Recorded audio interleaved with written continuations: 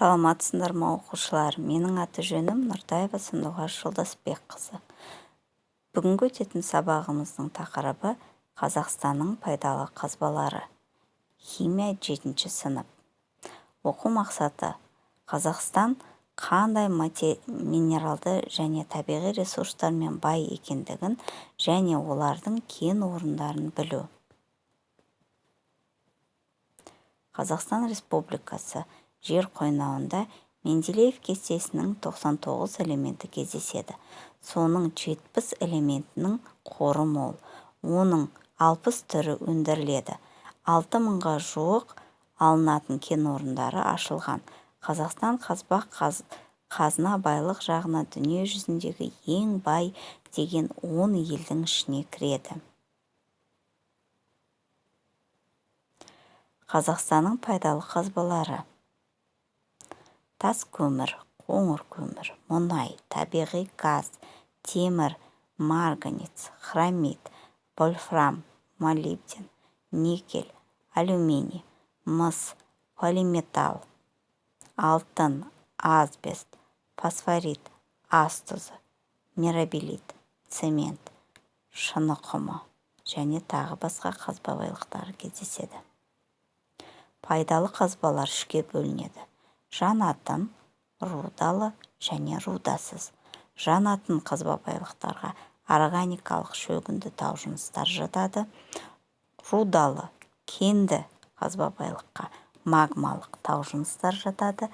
Рудасыз, кенсіз қазба байлықтарына химиялық тау жыныстар жатады. Жанатын пайдалы қазбаларға мұнай, табиғи газ, көмір жатады. Кенсіз пайдалы қазбаларға асбест, ас тұзы, фосфорит жатады. Кенді пайдалы қазбалар: темір, марганец, хром, мыс, алюминий, никель, алтын, полиметалл, сирек кездесетін металдар жатады. Мұнай мен газ. Мұнай мен газдың мол қоры Атырау, Маңғыстау, Қызылорда, Ақтөбе және Батыс Қазақстан аймақтарында шоғырланған. Мұнай елімізде бірінші рет 1899 жылы Қарашіңгілдегі Ембі кен орнындағы мұнай ұңғысынан скважинасынан атқылаған, ал 1911 жылы Доссыр, 1915 жылы Мақат кен орны пайдалануға берілді. Бұл кен орындарына 60-шы жылдары Маңғыстау түбегіндегі өзен мен Жетібай қосылды. Қазір Қазақстанда мұнай мен газ шоғырланған 14 алап және 207 кен орны бар. Геологиялық қоры 4,8 миллиард тоннаға бағаланды. Жалпы Қазақстандағы мұнай қорының болжамы 20-25 миллиард тонна. Қазақстандағы жалпы газ қоры 6 триллиард метр куб, дүние жүзіндегі 12-ші орынды алады. Көмір. Қазақстанда көмір қоры мол. Мұнда тас көмір мен қоңыр көмірдің 10 алабы, 300 кен орны бар. Қазақстанның жалпы көмір қоры 164 миллиард тоннаға жетті. Көмір кен орындарының басым бөлігі Қарағанды, Павлодар және Қостанай облыстарында орналасқан. Қазіргі кезде Қарағанды алабы 3600 километр квадрат жерді алып жатыр. Бұл Қазақстанның негізгі көмір базасы. Қарағанды көмірі кокстенгендіктен сапасы өте жоғары. Тас көмірдің 80 қабаты анықталып, олардың жалпы қалыңдығы 120 метр.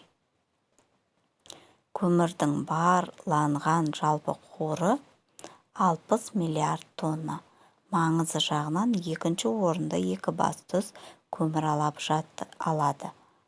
Павлодар облысында ауданы 160 километр квадрат, қазып алынатын көмір қабатының қалыңдығы 150 метр, ашық әдіспен өндірілетін болғандықтан еліміздегі көмірдің ең арзаны болып табылады. Уран. Қазақстанның минералды шикізат базасы дүние жүзінде уранның 75%-ын құрайды. Елімізде уранның 100-ге жуық кен орындары барланған. Оның тең жартысы солтүстік Қазақстанда орналасқан. Барланған қоры 470 мың тонна. Жағынан Қазақстан дүние жүзінде екінші орында. Қазақстанның минералды шикізат базасы дүние жүзінде уранның 75%-ын құрайды. Экзогенді кен орындары басым таралған. Елімізде уранның 100-ге жуық кен орны барланған. Оның тең жартысы солтүстік Қазақстанда орналасқан. Табиғи алтын, табиғи мыс, әктас, тас көмір, алтын, калий тұзы, мұнай. Табиғат ресурстары. Сарқылатын және сарқылмайтын. Сарқылатын табиғи ресурстарына қалпына келмейтін және қалпына келетін деп екіге бөлінеді. Ал сарқылмайтын табиғи ресурстарға ғарыштық, климаттық және су жатады. Балалар, сендерге тест тапсырмасы беріледі. Пайдалы қазбалар нешеге бөлінеді? Екінші сұрақ. Жанғыш пайдалы қазбаларға жатпайды. Келесі. Кенді пайдалы қазба құрамында металы бар тау жыныс. Мұнай мен газ Қазақстанның қай аймақтарында шоғырланған? Мұнай елімізде бірінші рет 1899 жылы Ембі кен орнында мұнай ұңғысынан атқылаған. Ол кен орнының атауы. Құрамында кокс бар көмір кен орны. Келесі тапсырма. Сәйкестендіру тесті. Яғни, шикізат пен алынатын өнім арасындағы сәйкестікті табыңдар.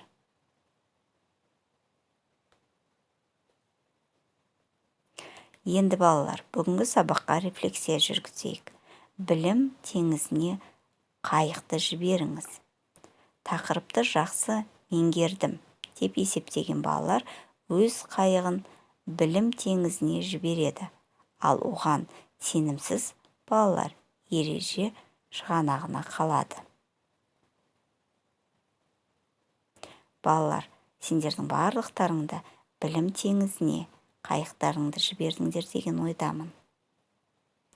Осымен үй тапсырмасыны алатын болсақ, пайдалы қазбалар туралы қосымша деректер жинау. Бүгінгі сабағымыз осымен аяқталды. Хош, сау болыңдар балалар.